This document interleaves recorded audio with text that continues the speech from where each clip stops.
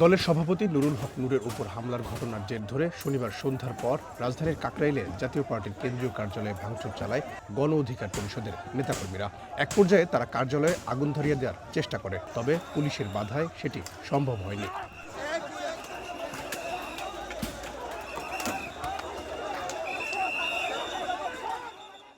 এর আগে বিকেলে সংবাদ সম্মেলন করে জাতীয় পার্টির মহাসচিব শামীম হায়দার পাটোয়ারি অভিযোগ করেন, জাতীয় পার্টিকে ফ্যাসিস্ট ট্যাগ দিয়ে শুক্রবার কেন্দ্রীয় কার্যালয়ে হামলা চালাতে এসেছিল গণ অধিকার পরিষদ, কিন্তু সেনাবাহিনীর হস্তক্ষেপে সেই চেষ্টা ভণ্ডুল হয়। এ কারণে সেনাবাহিনীকে ধন্যবাদ দেন দলটির মহাসচিব। পুরো বিষয়টি তদন্তের দাবিদার। আমরা মনে করি রাজনীতিতে এর সূত্রপাতটি একটি বাজে নিদর্শন ছিল। যে মিটিংটি তারা কালকে ডেকেছিল, মিটিংয়ের বিষয়বস্তুতেই আমি বলবো খুব বিব্রতকর। একটি পার্টিকে ব্যান করতে হবে এবং একটা পার্টিকে চেয়ারম্যানকে অ্যারেস্ট করতে হবে, এটি ছিল একটি মিটিংয়ের প্রতিপাদ্য বিষয়।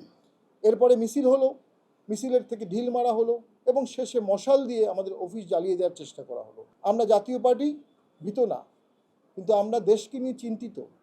এই দেশকে বাঁচানোর সকলের দায়িত্ব আছে, সকলের দেশ আমাদের। আমরা সে বিষয়ে আমাদের যতটুকু ক্ষমতা আছে এই দেশকে রক্ষা করার চেষ্টা করে যাব। শামীম হায়দারের দাবি, কোনো দল বা দেশের দালালি নয়, বরং জাতীয় পার্টি সব সময় দেশের স্বার্থে রাজনীতি করেছে। বলেন, সবশেষ জাতীয় নির্বাচনের আগে জিএম কাদের ভারত সফরে গেলেও দেশটির অনুরোধে এ বিষয়ে গণমাধ্যমকে জানানো হয়নি। জাতীয় পার্টি কোনো দলের দালালি করে না, কোনো দেশের। জাতীয় পার্টি বাংলাদেশের দালালি করে। বাংলাদেশের স্বাধীনতা, সার্বভৌমত্ব, ডিগনিটির জন্য যেটা প্রাসঙ্গিক, জাতীয় পার্টি সেই রাজনীতি করে।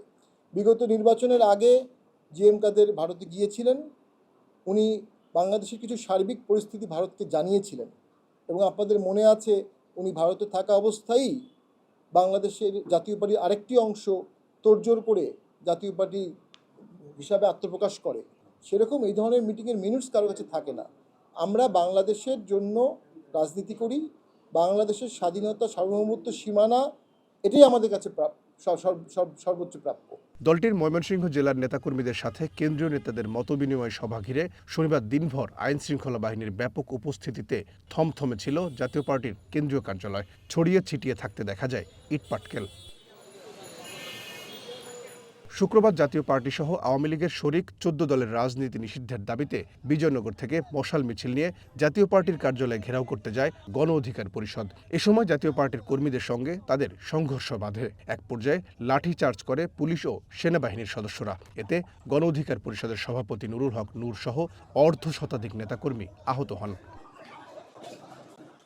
রহিম রুমন, ওয়ান নিউজ, ঢাকা।